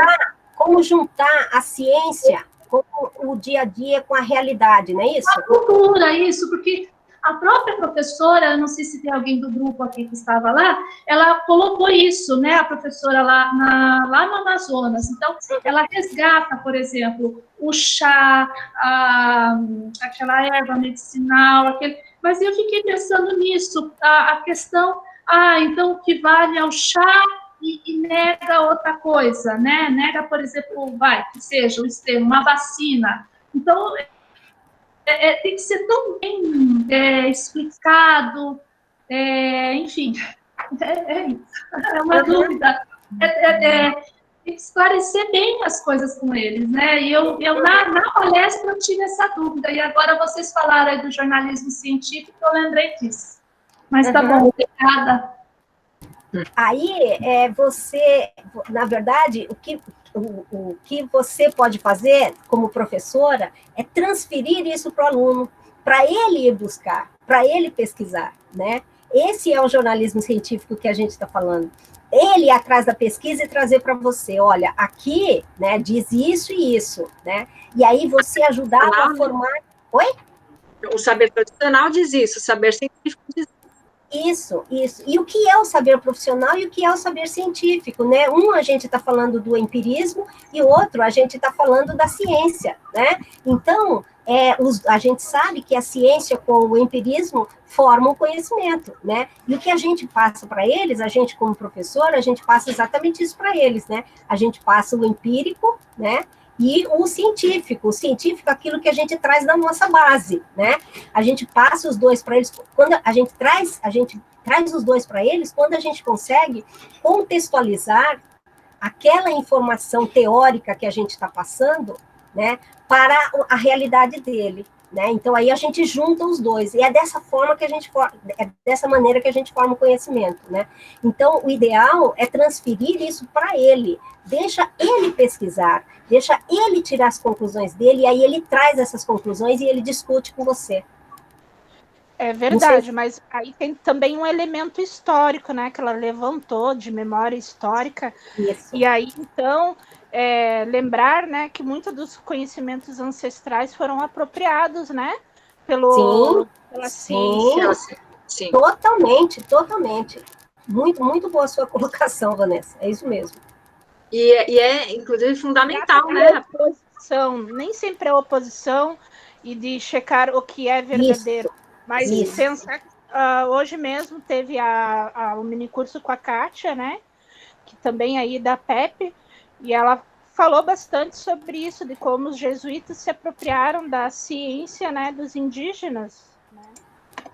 Uhum. Mas é exatamente isso que você fala, né? Dessa história, né? Não é para colocar em oposições e colocar em xeque o que está certo e o que está errado, né? Aí, nesse caso, não vale as verdades, né? Não. Vale o conhecimento, né? A título de conhecimento. Olha aí a memória também, né? A questão da memória sendo trabalhada junto à ciência, né? Esse saber tradicional que é tão importante de ser preservado, esse conhecimento, né? Esse conhecimento tradicional tão importante de ser preservado. A gente está chegando no final, eu não sei se você quer pegar alguma coisa do pessoal. A Eliane está dizendo aqui que o aluno na resolução do problema sendo protagonista na construção do conhecimento científico.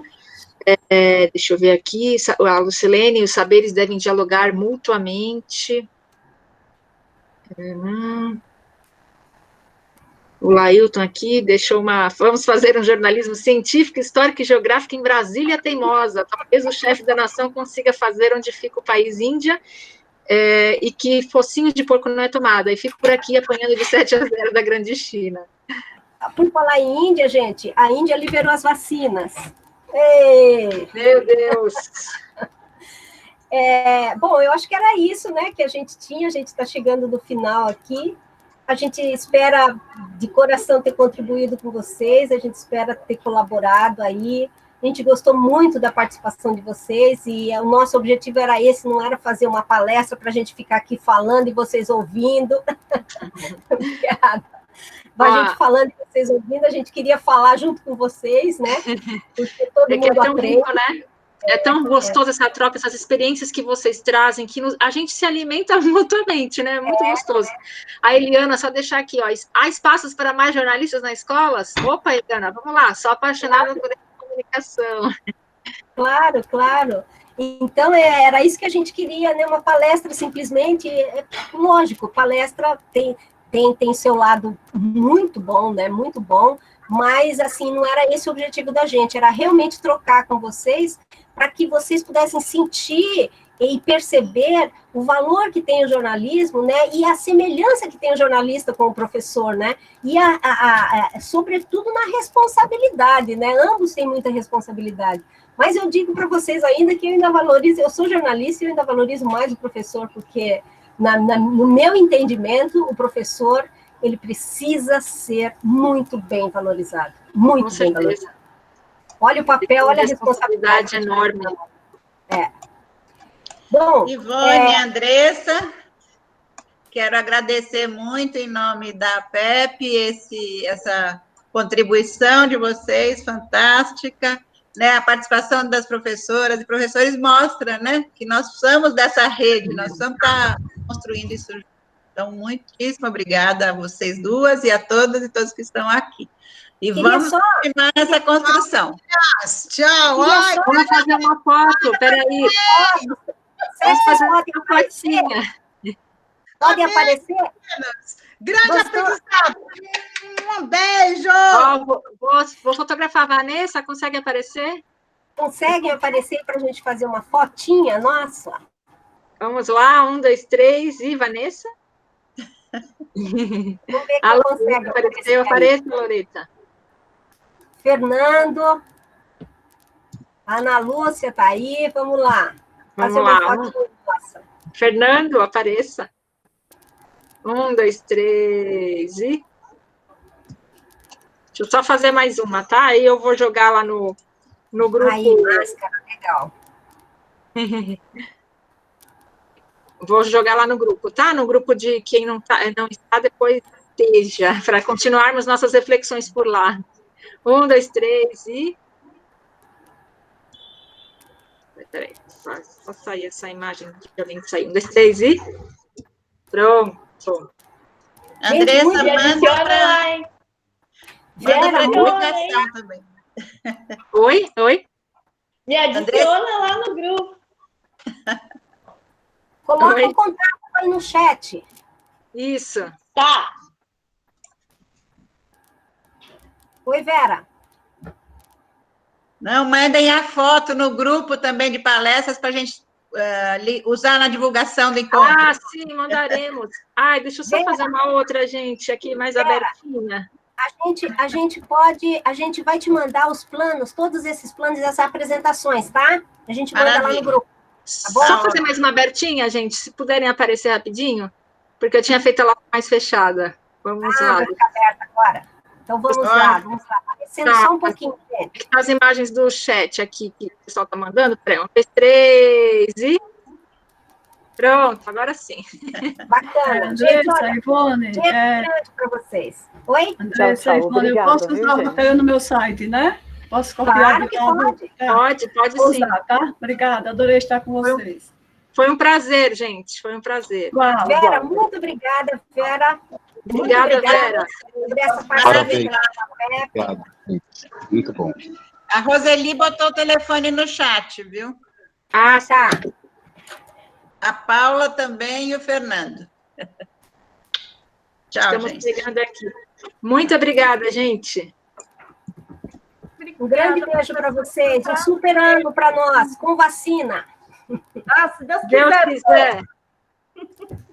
Tchau, tchau. Muito obrigada. Um abraço, gente. Um abraço. Tchau. Obrigada pela oportunidade.